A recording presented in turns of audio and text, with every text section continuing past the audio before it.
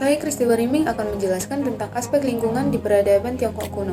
Sejarah kehidupan manusia di lembah Sungai Kuning pada masa Cina kuno merupakan salah satu peradaban terbesar di dunia. Diperkirakan sudah ada sejak 3000 sebelum Masehi. Sejarah peradaban ini terbentuk karena ada sungai yang alirannya membawa lumpur kuning dan aliran itu akan membentuk kawasan daratan rendah. Ada penelitian yang mengatakan bahwa daratan ini dikategorikan subur sehingga akhirnya menjadi asalnya pembentukan kebudayaan bangsa Cina. Tetapi lembah ini juga sering dilanda oleh bencana seperti pembekuan, banjir, bahkan air bah. Tapi orang-orang Cina kuno akhirnya berhasil membangun tunggal raksasa di setiap aliran sungai kuning. Kini saya akan menjelaskan ilmu pengetahuan yang berada di Tiongkok kuno. Nah, teknologi merupakan salah satu ciri khas peradaban Tiongkok kuno. Sepanjang perjalanan sejarah ini dikenal dengan berbagai prestasi fenomenal menandai peradaban ini. Di antara lain, 1. Di bidang kesehatan, para tabib Tiongkok kuno menerapkan akupunktur.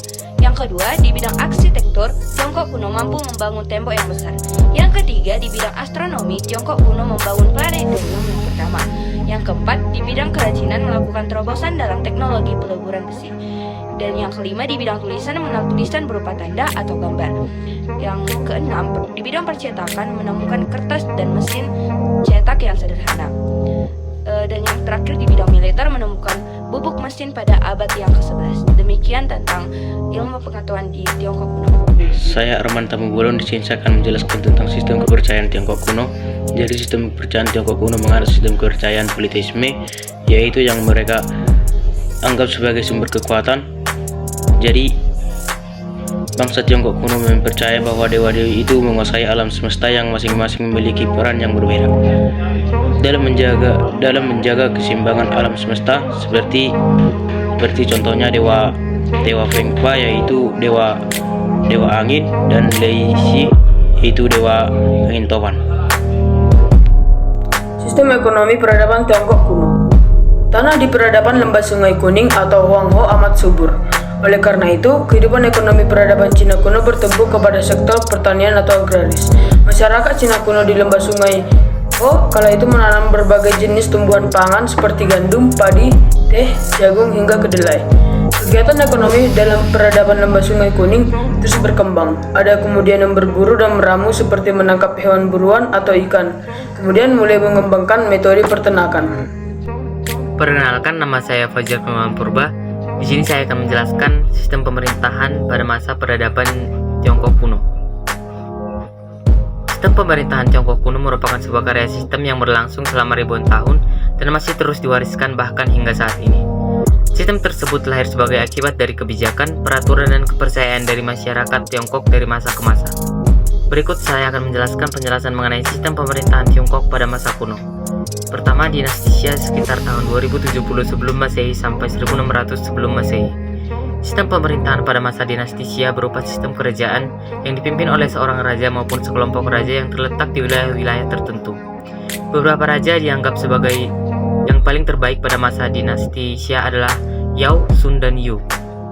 Raja dianggap sebagai sosok yang terpilih oleh dewa dan mempertahankan pemerintahan dengan adil dan bijaksana. Yang kedua, dinasti Shang sekitar tahun 1600 sebelum Masehi sampai 1046 sebelum Masehi. Sistem pemerintahan pada masa dinasti Shang adalah sistem oligarki, di mana sebuah kelompok bangsawan yang terdiri dari raja dan para bawahannya yang dikenal sebagai Ding memimpin negara. Kelompok ini memiliki komando atas pemerintahan, militer, dan budaya Tiongkok. Pemerintahan Shang didukung oleh imam-imam dan ritual-ritual agama kepercayaan mereka. Yang ketiga, dinasti Zhou pada sekitar tahun 1046 sebelum Masehi sampai 256 sebelum Masehi. Sistem pemerintahan pada masa dinasti Zhou adalah sistem feodalisme, di mana para bangsawan mampu memimpin kekuatan negara berdasarkan hubungan setia dan solidaritas melalui wilayah feodal atau kerajaan kecil. Pada masa dinasti Zhou, feodalisme sangat kuat dan ada banyak dinasti-dinasti kecil yang berperan di dalam pemerintahan. Selain itu, ideologi Konfusianisme muncul pada periode ini dan berhasil sebagian besar mempengaruhi sistem pemerintahan Tiongkok. Yang keempat, dinasti Qin pada sekitar tahun 221 sebelum Masehi sampai 206 sebelum Masehi. Sistem pemerintahan pada masa dinasti Qin adalah sistem pemerintahan sentralistik yang diperintah oleh seorang kaisar, yakni Qin Shi Huang, yang memegang kendali penuh atas pemerintahan. dan membuat undang-undang dengan kekuasaannya yang menghasilkan sentralisme kultural Tiongkok yang kuat hingga saat ini. Yang terakhir, dinasti Han pada sekitar tahun 206 sebelum Masehi sampai tahun 220 Masehi. Sistem pemerintahan pada masa dinasti Han adalah sistem pemerintahan feodalisme yang maju dengan pengaruh kuat dari ajaran Konfusianisme. Pemerintahan Han diorganisir dalam struktur birokrasi yang besar, dengan hierarki yang jelas dan ketat. Penggunaan ujian seleksi dinasti juga dilakukan untuk menyeleksi pegawai negara. Itulah 5 periode sistem pemerintahan Tiongkok yang dapat saya jelaskan, di mana setiap pemerintahan tersebut terkait dengan sejarah Tiongkok dan garis waktu penting. Namun juga ada pengaruh di mana setiap pemerintahan tersebut terkait dengan sejarah Tiongkok dan garis waktu penting. Namun juga ada pengaruh kuat pada sistem yang lebih modern. Perlu dicatat bahwa meski lebih modern, sistem di Tiongkok saat ini masih mengekor atau mengikuti pada sistem dan ideologi yang dikembangkan pada masa lampau.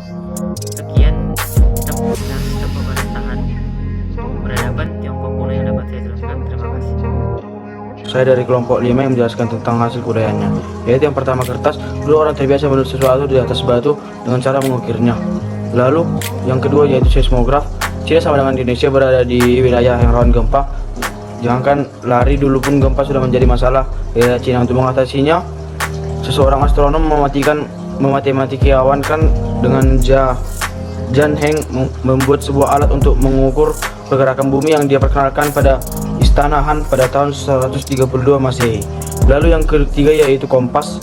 Selain menemukan kertas dan seismograf, dulu masyarakat Tiongkok kuno menemukan kompas untuk menentukan arah yang ingin dituju mereka. Lalu yang keempat yaitu teh. Kita juga sering meminum teh, dan teh ini merupakan warisan dari nenek moyang Tiongkok kuno yang sampai kini juga masih ada dipergunakan oleh manusia. Dan yang terakhir yaitu bubuk mesiu. Bubuk mesiu menjadi salah satu warisan dari orang Cina di masa lalu yang masih digunakan hingga sekarang. Bubuk mesiu pertama kali ditemukan di era dinasti Tang yang berkuasa pada abad ke-9. Uniknya bahan peledak satu ini tidak ditemukan oleh tentara kerajaan, melainkan oleh para biksu.